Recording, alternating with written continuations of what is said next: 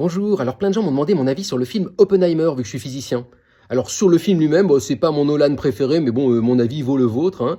Par contre, sur la physique, si le but c'était d'expliquer vraiment la fission et le mécanisme de la bombe atomique ou même la physique quantique, là je trouve que quand même c'est complètement raté. Alors également, mon autre problème, c'est que j'ai l'impression qu'on donne à Oppenheimer presque la même importance que Niels Bohr ou Einstein. Il faut savoir que Oppenheimer a pas fait de contribution majeure à la théorie de la physique quantique. Il a fait des travaux reconnus sur la naissance des trous noirs, mais c'est tout. Là où je trouve par contre que le film est très bon, c'est pour montrer un peu le genre de cas de conscience qui peut se poser à des physiciens. Il montre très bien toute cette bande de physiciens juifs émigrés, chassés par le nazisme, qui arrivent aux États-Unis et qui sont face à ce cas de conscience. Est-ce qu'ils vont construire l'arme la plus destructrice au monde, sachant que les nazis sont peut-être en train de la construire au même moment? Et c'est vraiment ce qui s'est passé à l'époque, et la plupart des physiciens ont d'ailleurs dit oui, il faut absolument construire cette bombe. Et la plupart, après coup, vont se rendre compte que la façon dont elle a été utilisée, notamment au Japon, était regrettable. Mais c'est pas pour autant qu'ils ont regretté avoir participé au projet Los Alamos.